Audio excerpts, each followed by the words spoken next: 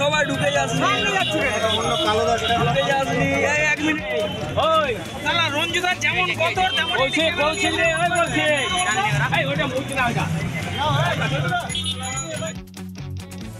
ঘাটালে দুর্নীতির অভিযোগে দেবের বিরুদ্ধে এলাকার দিকে দিকে পড়ল পোস্টার।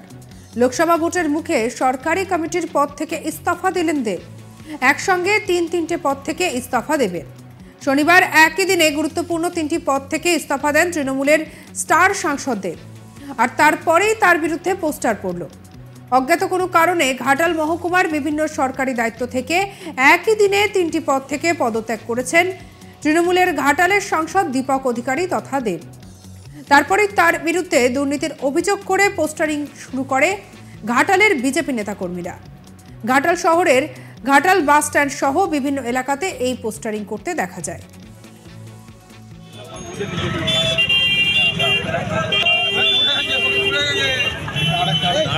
সবাই ঢুকে যাচ্ছে রঞ্জিতা যেমন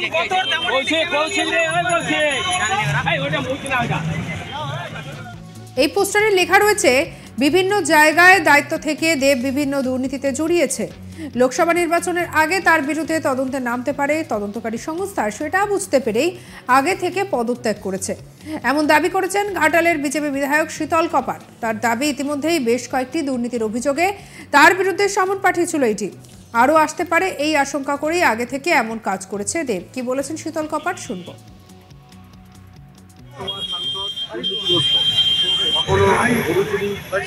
কখনো আবার যোজনার কাটমানি, তো সেই জন্য আমরা মনে করি যে এই সাংসদ বিভিন্ন বুঝতে পেরেছে বিজেপি ক্ষমতায় আসছে এবং ক্ষমতায় এলে দুর্নীতিগ্রস্ত আছে তাহলে ইনক্রিও কোনো হবে না।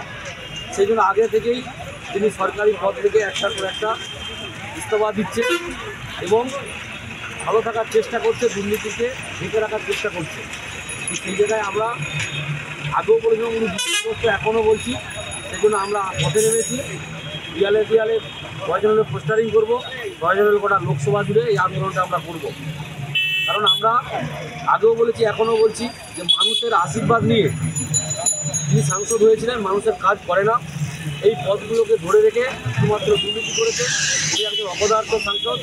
এই অপদার্থ সাংসদের, এই দুর্নীতিগত সাংসদের যা শাস্তি নেবার দরকার, যা দেওয়ার দরকার, সাধারণ জনগণকে বলবো এবং আইনের মারফতে যাতে সেই শাস্তি দেওয়া যায় তার জন্য আমরা জোর দাবি করি।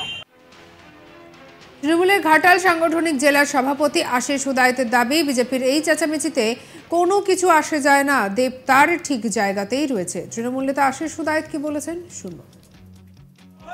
দীপক অধিকারী তিনি তো ফিল্ম স্টার, তিনি আমাদের প্রিয় সাংসদ। তিনি এই মুহূর্তে তার কাজে প্রচণ্ড রকমের তিনি ব্যস্ত। তাই জনগণের কোনো কাজের অসুবিধা যাতে না হয়, তিনি পরিষেবা থেকে যাতে জনগণ কোনো রকমই অসুবিধায় না পড়েন, তাই তিনি এই পরিষেবার স্বার্থে তিনি কিন্তু পদত্যাগটি করেছেন। আমি তাকে নিজেই জিজ্ঞেস করেছিলাম এই ঘটনা জানার পর, তিনি একথাই আমাকে জানিয়েছেন। আর আমরা শুনলাম যে বিভিন্ন জায়গায় বিরোধীরা বিভিন্ন কথায় কানভারি করছেন, মানুষের কাছে তৃণমূলের বিরুদ্ধে বলছেন।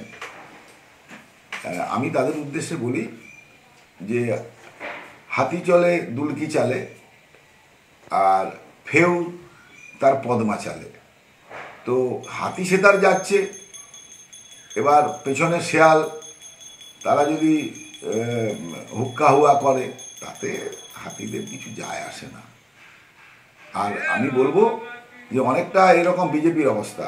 আপনারা অতীতে একটা বিখ্যাত কবিতা শুনেছিলেন, সেটা হচ্ছে, চৌধুরীদের স্বামী আনা বাইরে সেদিন হলো আনা, সবাই বলে ব্যাপারটা কি ব্যাপারটা কি।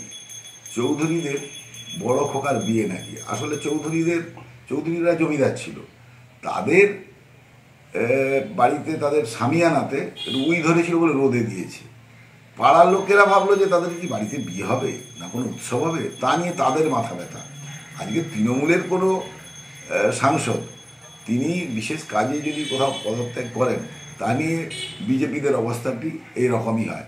আর সিপিএমরা যে কথা বলছেন, সিপিএমরা তো নো হেয়ার হয়ে গেছে, মানে সাইনবোর্ডটুকুও ছিল ঝড়ে 2021-এ উড়ে গেছে।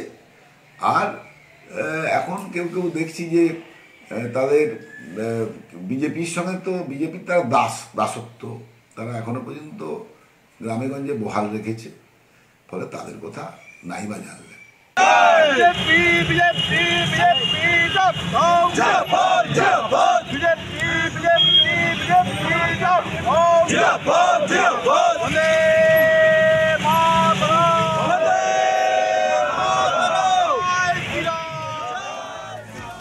দেব লোকসভা নির্বাচনের প্রার্থী হতে চান না বলে ইঙ্গিত দিয়ে রেখেছিলেন, তারপরেও ঘাটাল লোকসভা কেন্দ্র থেকে দেবকেই তৃণমূল প্রার্থী করবে বলে পশ্চিম মেদিনীপুর জেলার নেতাদের জানিয়ে দিয়েছিলেন তৃণমূল নেত্রী মমতা বন্দ্যোপাধ্যায়।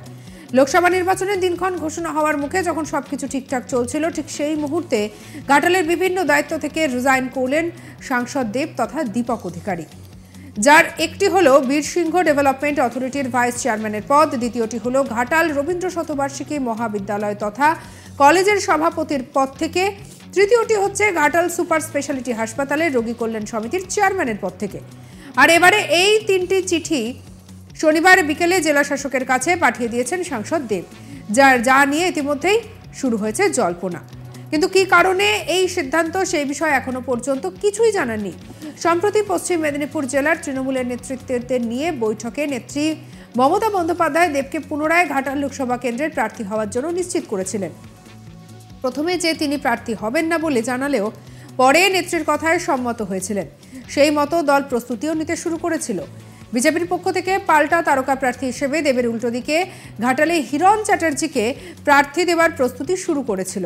তবে তার আগেই এই পদত্যাগ বিভিন্ন জল্পনাকে উস্কে দিয়েছে।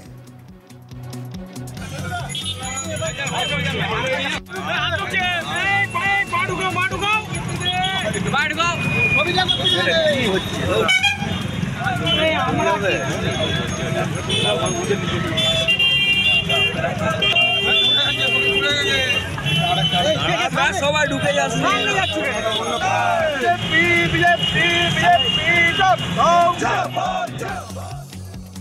সঙ্গে রাখুন আজ তাক বাংলার ইউটিউব চ্যানেলকে। অন্যান্য খবরের জন্য লাইক করুন, শেয়ার করুন, সাবস্ক্রাইব করুন। আমরা রয়েছে হোয়াটসঅ্যাপেও, তাই ফলো করে নিতে ভুলবেন না।